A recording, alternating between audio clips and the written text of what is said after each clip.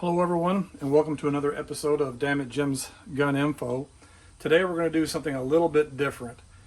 When most people carry concealed, I always recommend that if you're carrying a handgun, especially if you're concealed carrying your handgun, that you'd also carry a knife as a backup in case your knife or your gun or whatever it is happens to go down, malfunctions, something along those lines.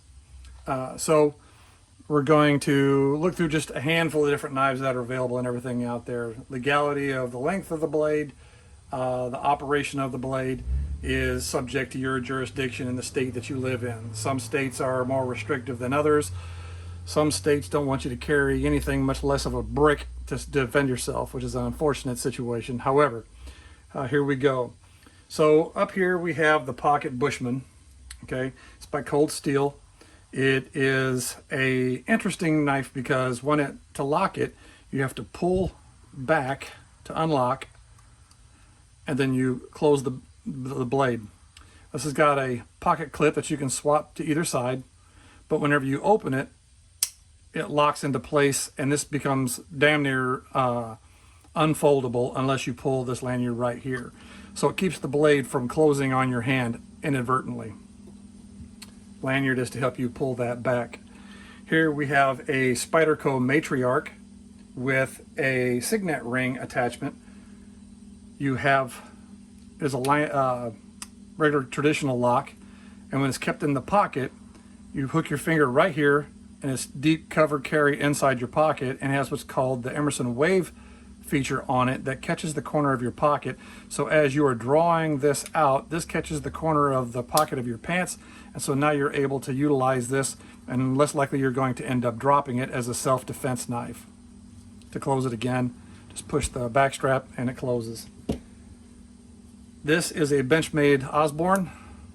It's ambidextrous from the perspective of you can open it from either side.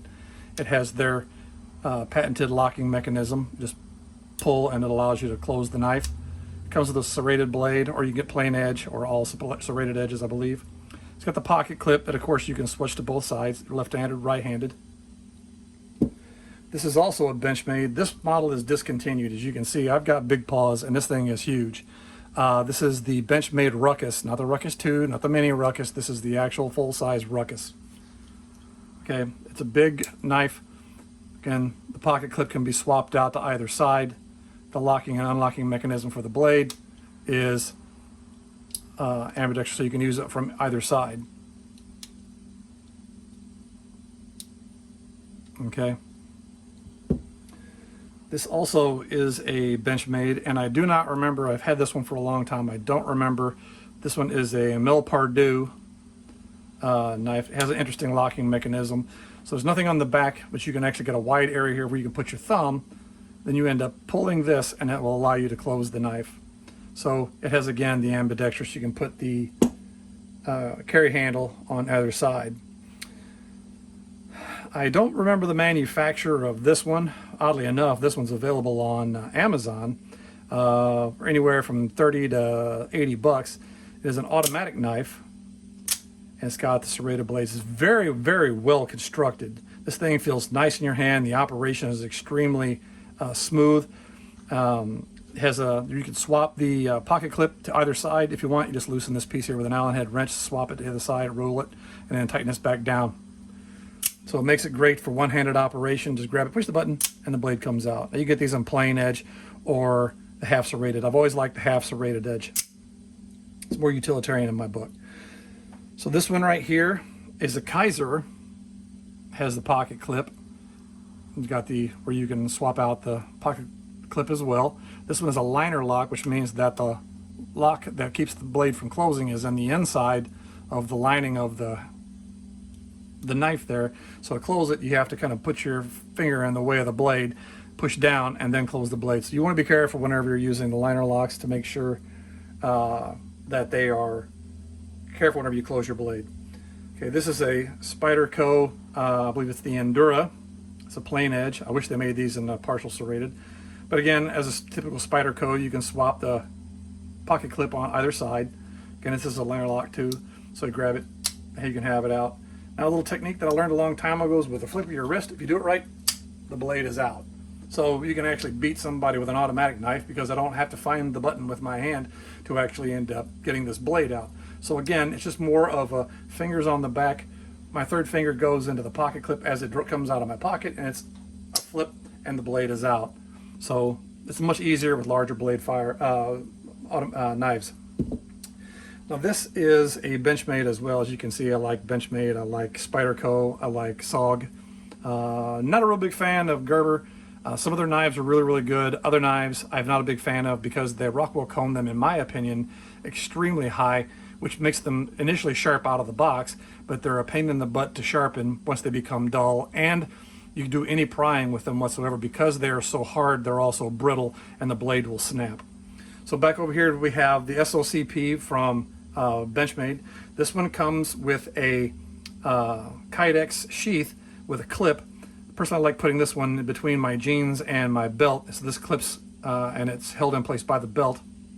This is over the belt, where you can actually take and load this any way you want, blade up or blade down. It's got a single edge. I believe they make some double edge ones. But the reason I like it like this is if it's on my weak side and it's in between my belt and my jeans and a kind of an angle, if I reach over and put my finger in there, I now have something that I can use as a stabbing implement, like a spike. So again, it has the little serrated edges there, so if you need to cut something like plastic or something like a zip tie, it makes it a lot easier with serrated edge. And again, it has different mounting points where you can screw it onto different things. You can run zip ties through it to mount it to different pieces of equipment. This is a zero tolerance. This one is really, really nice. It's one of the Onion designs, Onion designs. It also is a liner lock, but this thing is a beefy blade, as you can see, compared to the other knives. This thing is thick. So it's a great knife. I love the zebra kind of stripes on it, but it is a big knife, so you actually can have hold of something. You can almost use it as a chopper. It feels so big as far as the grips in your hand. You're not going to drop this accidentally. This thing really feels good in your hand. Got a little choil lip right here, depending on what you want to call it. Keep your hand from moving forward. Again, it's a liner lock as well, and it has this nifty little attachment right here that's part of the blade that keeps your fingers from moving forward when the blade is out, but whenever you grab it, you can flip to get the blade out. Okay, I haven't played with this one a great deal, so I really haven't got it really broke in. Again, you can attach the pocket clip there, or there. I've always been a big fan of the tip up, because as you're drawing the knife out of your pocket, your thumb automatically goes to the edge of the blade, and then you can have it out and still have your grip versus the pocket down, or the point down.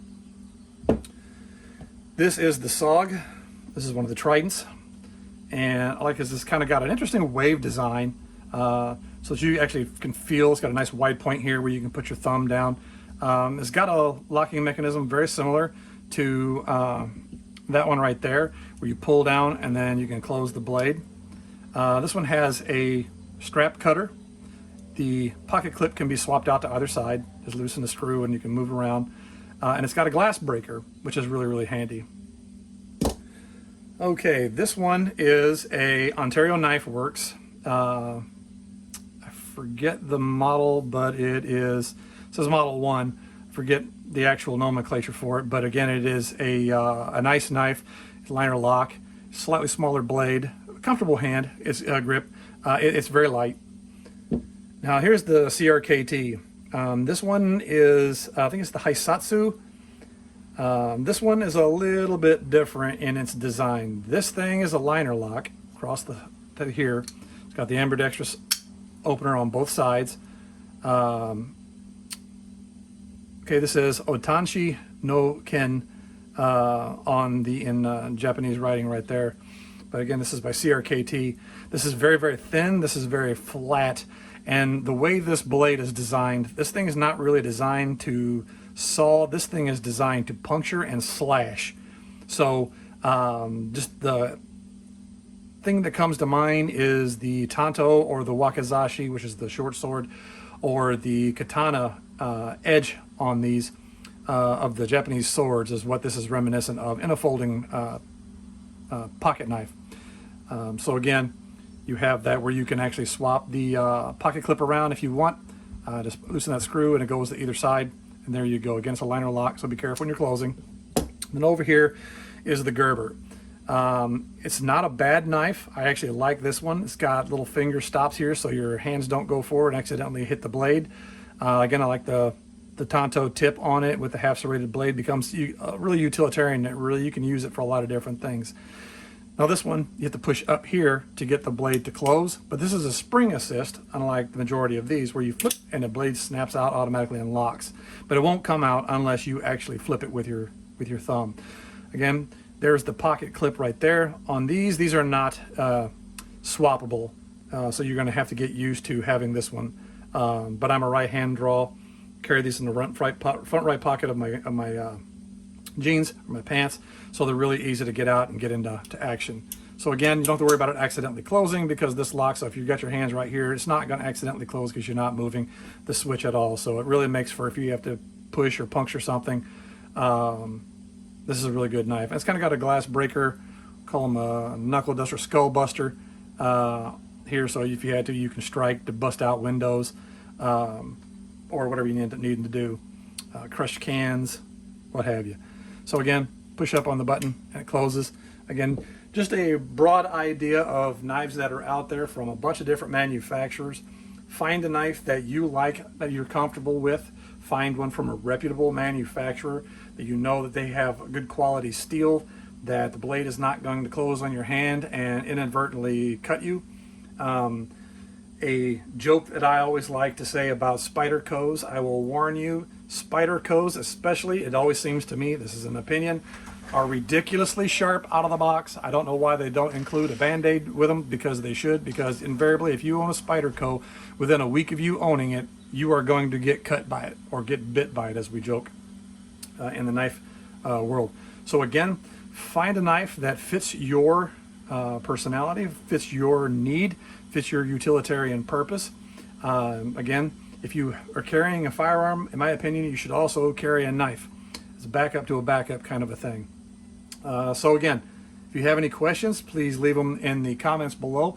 Please hit the subscribe button right there for updates on videos. And thanks for watching this slightly different episode of Dammit Jim's Gun Info.